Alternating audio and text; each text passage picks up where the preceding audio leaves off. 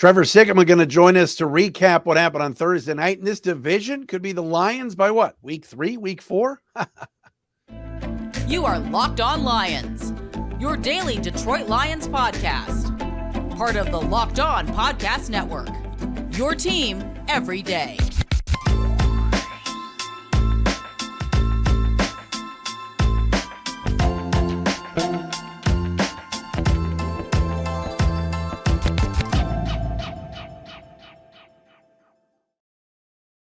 What's good, everybody? Matt Dery with you on a Monday edition of Locked On Lions right here on the Locked On Podcast Network. Indeed, your team every day, Monday, September 11th and a Tuesday, September 12th. We appreciate you making us your first listen, checking us out wherever you get your podcasts.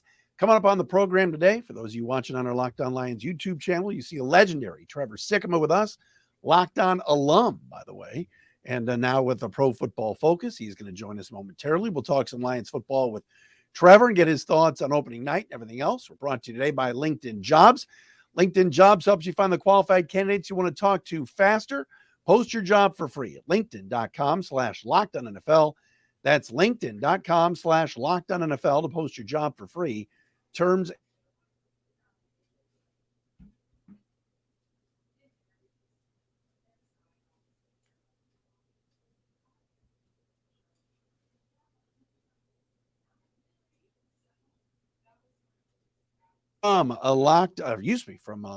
you were on so many different shows. Locked On Bucks, right, Trev? What else did you do on the Locked On Network? No, so actually the only Locked On show that I did was Locked On NFL Draft, but I felt like I did it so much I could have done multiple Locked On channels. So no, I had a good time. Obviously, started off with doing that with John Ledyard, and then was doing it for Benjamin Select for a little bit. So yeah, just Locked On NFL Draft. But like I said, I felt like we did enough episodes to where I felt like it could have been doing multiple channels, honestly. Your boy Ledyard, his Steelers took one on the chin yesterday. Yeah, that was a tough watch on Sunday. So I haven't given him too much crap for it yet because I kind of feel bad for him. But we'll see how the rest of the season goes for the Steelers. Well, Trev, great to see you. Of course, Trevor Sikkema on PFF now at Pro Football Focus, and we love talking to him. All right, so you've kind of digested this entire weekend here with one game to go tonight. But what'd you think of the Lions?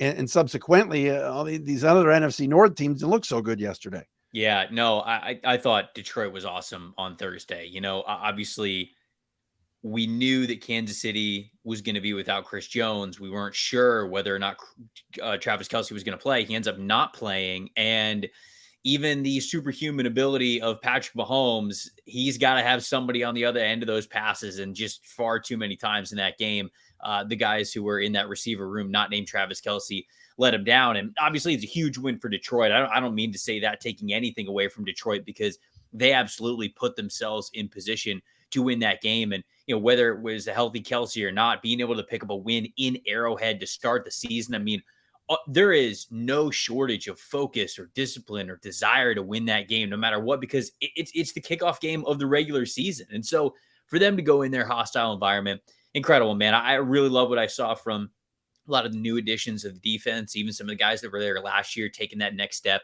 Obviously, everybody talks about it a ton, but holding on to Ben Johnson as offensive coordinator, his connection with Jared Goff, it's proven to be something that is going to be tough for every team to deal with, not just the divisional teams, but it's one that made the Lions a division favorite for me in the NFC North. And so he had a little good mix of David Montgomery and Jahmyr Gibbs. Sam Laporta's getting involved. The rest of the receivers, it felt like, were getting involved throughout the entire night. And so really just top to bottom, a great performance from Detroit. And as you can tell by the scoreboard, nothing less than a great performance was going to get them that win in Arrowhead, but they played some really good football out of the gate. You surprised the defense was this good this early? And again, you mentioned Kelce not being there, and obviously poor Mike Tirico, Ann Arbor's own, is getting lambasted by Lions fans for saying there should be an asterisk there. But the defense under Aaron Glenn had to kind of, get your eyes appealed to it a little bit more with some force, right? Yeah, look, no asterisk at all. That doesn't exist in NFL football. The game's a violent, physical game, and even if you get hurt right before week one, I mean, it's just a physical part of the game. Every team in the NFL has to deal with injuries, and so I understand Kelce would have been a big part of that game plan, but I don't think that's fair. I don't think you could put asterisks really next to anything when it comes to this league. But I was pleasantly surprised, I would say, by the defense. I don't want to say I was shocked or, did not expect a really good performance because I thought it was in the wheelhouse for them. You just never know, since defense is much more of the chemistry side of the ball, right? Truly all 11 guys have to be working together. Now, of course, you can say the same thing for the offensive line. Continuity is really important there, but you got a good quarterback and a good wide receiver. Sometimes that can make up for a lot of blunders, even on the offensive line. But when it comes to defense, you're only as strong as your weakest link. And it felt like everybody was really playing together for the Detroit Lions. I love what they were doing up front, man. I love the step that it looks like Aiden Hutchinson took.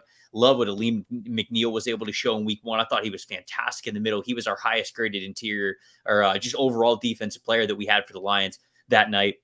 Really love Derek Barnes' physicality at the linebacker level, at the second level. He had an elite run defense grade once again, which I think he was able to do a couple of times last year whenever he was on the field. I love the presence of CJ Gardner-Johnson, right? He's one of my favorite players in the league because he can just get in the heads of offensive coordinators and quarterbacks and wide receivers, and I think that we saw that. So I thought the formula was there for a lot of these guys to be able to step up. You don't know if it's going to happen right out of the gate because sometimes that's tough, but the formula was there for the Lions to have a pretty good recipe for success, and obviously we were able to see that. Trevor Sikkema with us from Pro Football Focus. Interesting question. I was a little critical of Ben Johnson, and look, it's tough to be critical of Ben. He's been fantastic. But to me, Jahmyr Gibbs has got to get some touches and be on the field more. And so they're saying, Dan Campbell's kind of reiterated this, we wanted to ease him in. Yet here's Brian Branch, a rookie on the other side, playing pretty much every snap, and Tracy Walker not playing at all. What's your take on that? Yeah, I think it's probably, Branch was a top 20 player for me last year, as was Jahmyr Gibbs. I think Jahmyr Gibbs was my 20th ranked player, and I think I had Brian Branch somewhere within the top 20. So obviously love both these guys. I thought they had the ability to hang in the NFL. Love the Branch was able to get in there. Of course, the interception was great hand-eye coordination for him to reel it in, but it's a balance that's kind of coming right to him. So it was really great to see him capitalize on that, though. That was something that was part of the criticism of him when he was at Alabama. It's like, okay, this is a really stout player, good slot defender. Does he have the ball skills? And it was kind of ironic that he gets that interception in week one. When it comes to Jahmyr Gibbs, I know a lot of people were freaking out about it. And I don't really think that it's just coach speak that he said, hey, we were kind of trying to ease him in. I really do believe he is going to become more and more part of this game plan. And it's tough, right? Because sure, they draft Gibbs in the first round as highly as they did because they want him to be more of a focal point in the offense than a David Montgomery. But being a rookie in the NFL is tough regardless of position. You're going to Arrowhead. You're playing the champs. Like the emotions, the adrenaline, a lot of that could be overwhelming for a rookie. And they didn't really know how he was going to handle all of that really until the ball got kicked off. And so for that reason, I really do understand allowing David Montgomery to be the guy who got more of the volume of the touches for week one. Now, when you look at their efficiency, Jahmyr Gibbs was more efficient. He had more yards after contact. He had more missed tackles forced per attempt. Like he was clearly the more dynamic guy. And I think that they see that as well. But going into Arrowhead for week one on Thursday Night Football, the whole country's watching. I get that they leaned on the veteran for this game, but I do believe it's going to be Gibbs' show sooner rather than later. Or they put both of them on the field and split Gibbs out wide. I like that they put him in motion. All of that. I mean, think about that, Trev, right? I mean, the Lions won week one in Kansas City and the offense scored just 14 points. That's a good sign. Plus, Stafford and a bunch of unknown receivers lit into the Seahawks last week or yesterday. That was surprising. Yeah. No, for sure. I think that across the NFL, there were a lot of either results that were very surprising or just, if anybody out there was watching Red Zone, Scott Hansen brought it up a couple of times. There just weren't a lot of touchdowns. There just weren't a lot of, it's not like a lot of these teams with these potent offenses hit the ground running, especially in the NFC. So I think that it's kind of wide open for a lot of these teams to be able to take control of their conferences. I missed the Siciliano Red Zone. I got to be honest. I know Andrew's got other things going on, but that's neither here nor there. Trevor Sikkema with us from PFF. I want to ask him a little bit about the games yesterday and a Hall of Fields. Oh, what happened to poor Justin yesterday? I thought he was going to be the MVP according to Orlovsky. We will do that coming up next. But first, we got to tell you about our friends at LinkedIn Jobs. Oh, my goodness gracious. If you are trying to hire somebody, there's only one place you got to do it, and that is at LinkedIn Jobs. They help find the right people for your team faster, and they do it for free.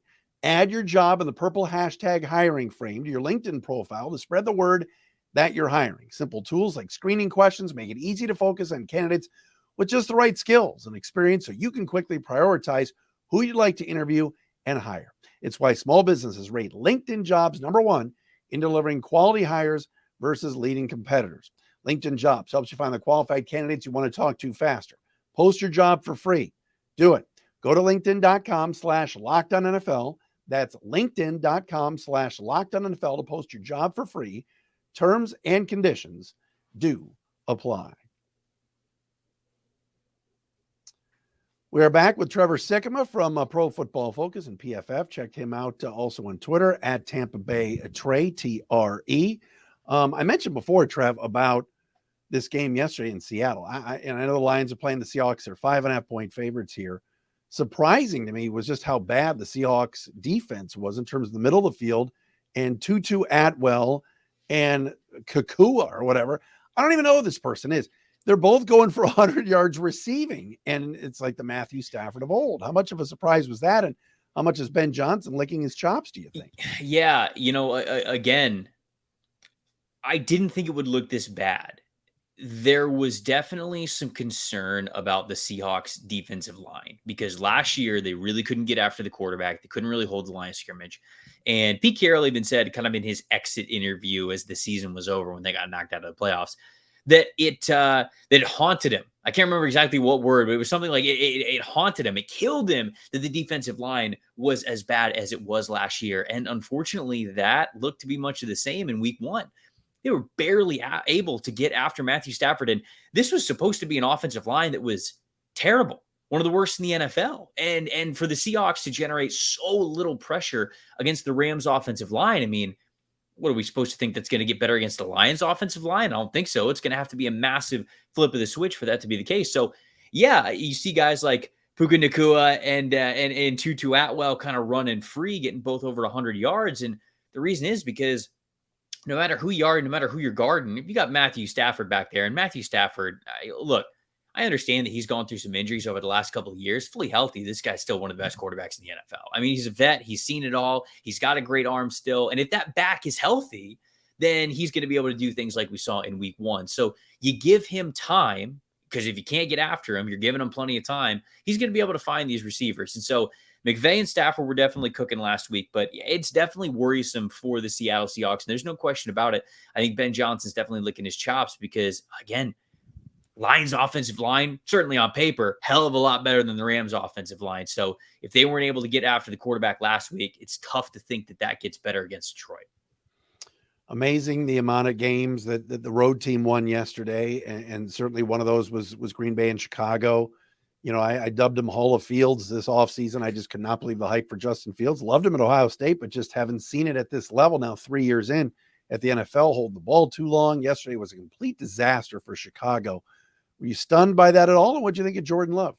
Yeah, I don't know about stunned, but it stinks to see. Well, I know I'm on a Lions podcast, so Lions fans probably aren't too bummed about seeing Justin Fields struggle. But, as a draft evaluator, somebody who saw a lot of talent in Justin Fields, it is kind of disappointing that he really just has not taken that next step as a passer. I mean, that interception to Quay Walker, he's staring him down the entire way, goes right to him, and ends up being a pick six. And there were just plenty of other passes where he's not looking where he needs to. He's more hesitant. The ball's not coming out. It's not exactly where it needs to be. This dude's got all the athletic talent in the world, but he's not processing the game the way that you need to. He's always going to be one of the best running quarterbacks in the NFL as long as he is out there starting. But you've got to be more as a passer. And we are, again, unfortunately for Bears fans, maybe fortunately for Lions fans, getting to that point where this might just be who Justin Fields is. It might not be this,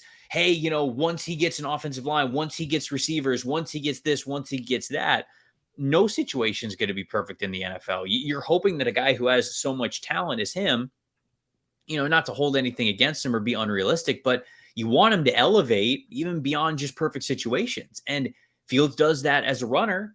He raises the floor of what the offense can be because of how great a runner he is, but he doesn't take it through the roof or get it close to its ceiling because of how poorly he has been passing the football over the last, I would say, year and a half. And so, yeah, it is still to be seen from Justin Fields, and week one was not a good start for him, no doubt. It's interesting too, Trev. You look at the Lions and what they're doing at the line of scrimmage, like you mentioned, with the offensive line, the defensive line. I thought the Bears were abysmal up front yesterday. I thought the Vikings couldn't touch Baker Mayfield for God's sakes. And so that makes you feel good as a Lions fan that they built this thing the right way, doesn't it? Yeah, and it's hard to look at, Minnesota, who they win 13 games last season. I think some people went into the year and said, all right, maybe a little bit of regression, but they're still up there for division title favorites. I never even really thought about Minnesota. I'm going to be honest with you. Like I had the Lions as my division winner going into the season. I didn't think twice about it. This one was a very easy pick for me. And Minnesota, Kirk Cousins had over 340 yards passing yesterday. Justin Jefferson had 150 yards receiving. I mean, you can't ask for more than that on offense. And they lost that game to a Buccaneers team that played really poorly in the first half. They let them really kind of do whatever they wanted in the second half. And that was a disappointing loss for Minnesota. And I wonder how quickly the wheels might fall off with this team, because we went into the year knowing that Kirk Cousins is on the last year of his deal. Is he coming back to Minnesota or is he not? I think there's some bad taste in people's mouths about kind of how things ended last year. The 4th and 8, Cousins throwing it well short of the line of scrimmage, and that's it. That's the ball game. That's the season. And if they really start to drop a handful of games within the first, I'll say 6 weeks of the season, do they just check out? Now, not everybody on the team, but do they start to go, yep, Cousins is gone next year. We certainly don't have the QB of the future on the roster right now. So I just wonder if the wheels start to fall off of this Minnesota team quickly. Because if you couldn't beat that Buccaneers team at home out of the gate, passing for 300 yards while Jefferson gets over $150, I don't know how many teams you're realistically going to beat. So yeah, that was not a good sign for Minnesota. I agree with kind of how you started the show. I think Detroit, if they weren't already in the driver's seat, they're certainly in the driver's seat now. I was half kidding, but I'll be honest. You watch the games yesterday and you go, wow, and I know the NFC had some good success in the interconference games of the AFC, but I'll say this, you are somebody that salivates over the draft, and you and I have talked over the years about the draft. My goodness, this draft for quarterbacks is going to be unbelievable. Yeah, I really do think that this upcoming draft could break records. The most quarterbacks we've ever had drafted since the NFL draft went to 7 rounds back in 1994 was 17 in a single year. I bet we get 18, 19 this year. I really do. I think that we could probably even get close to 20. That's how many good quarterbacks we have. I'll put it to you this way. When I do summer scouting, normally I'll watch anywhere from 8 to 10 quarterbacks. And by the time I get to QB 8, 9, 10, I go, all right, that's about it. We're basically getting to the draftable guys at this point. I watched 18 quarterbacks just in summer scouting, and I would have told you, I think all of these guys get drafted. And that's not even talking about some of the guys that are going to come out of nowhere like we know what happens. So I really do think this is not only a great quarterback class at the top with guys like Drake May and Caleb Williams, it's going to trickle down to every single round in the 2024 NFL draft. Maybe there'll be a package deal somewhere with Dion and his son. You never know. Yeah, it's true. It's true. You never know.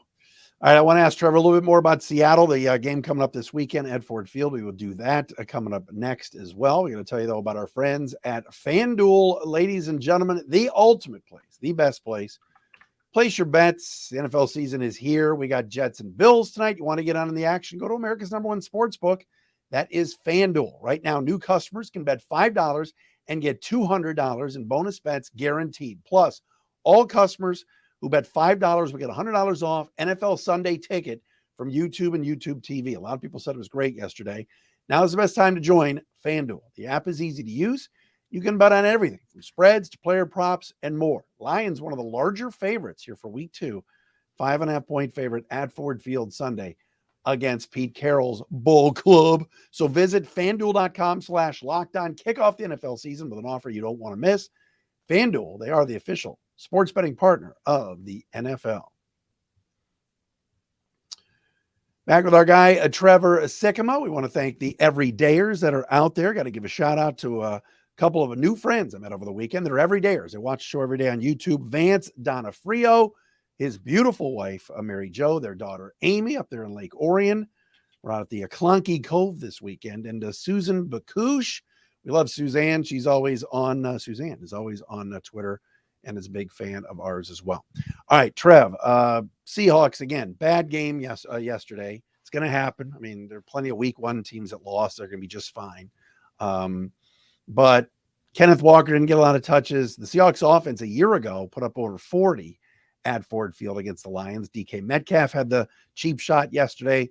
What do you expect from Seattle? And you look at the Seahawks, what are you thinking coming into Ford Field this weekend? Yeah, obviously they're going to be motivated coming off a game where they got whooped. I mean, they didn't just get beat, they got whooped, and they certainly were not expecting that. It hasn't happened very much, I would say, over the last 15 years that Seattle gets beat like that in their own house.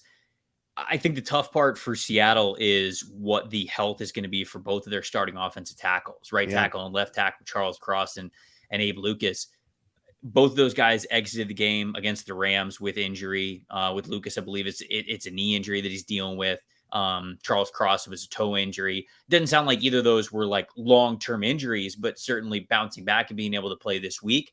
I don't think that's a guarantee for either of those guys. And so, you look at a defensive line that I already mentioned. I was really impressed with last week with what those guys were able to do in Kansas City. You don't have your starting offensive tackles, man. I think that it's going to be Aiden Hutchinson day. Like, I think this dude's going to have somewhere near 20% pass rush win percentage. We're talking about potentially a couple of sacks with him going up against backup offensive linemen. So, you had Juwan Taylor cheating about as much as he possibly could to try to get as far back before the snap as possible, and obviously taking off as I'll give him the benefit of the doubt and say as the ball was snapped, and Hutchinson was even still able to beat him a couple of times there. So it doesn't get better when you're going any better when you're going up against backup offensive linemen for the Seahawks. So I really do think that that's the X factor. If neither of those guys can go, it might be a long day at the office for the Seahawks offense against this Detroit defensive line.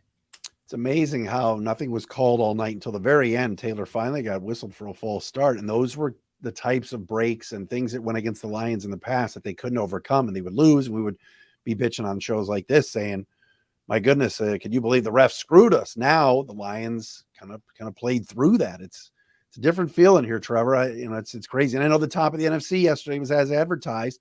Philly survived. San Francisco looked great. Dallas, my goodness. And then you got the Lions. So at least the top of the NFC kind of did their thing in week one, right? Yeah. I think for the most part, the Eagles game, I didn't really know what to make of it because it just felt very strange. The Eagles went up 16-0 really quickly in the first quarter. And it's as if Philly was like, all right, game's over. Like, obviously, like we don't think the Patriots offense is a threat enough to overcome us getting another maybe 10 points. And that ended up being the case. The game ended 25-20. So they scored another 9 points, and that became obviously insurmountable, but it was a lot closer than it needed to be. But I really do wonder if it was a little bit of lack of focus there. I don't mean to take anything away from the Patriots and them hanging tight and them obviously making it a game towards the end, but Philly's probably the most talented roster in the NFL. So I just wonder if they let off the gas because you're coming off of an NFC championship the year before, you're coming off a Super Bowl berth. Certainly their eyes are towards making a Super Bowl and winning it this time for this season. I wonder if they just went up 16-0 and they were like, all right, check this one, check the box on week one. We got the win. And it was a little bit closer than it needed to be, but you're right. Dallas looked, holy cow.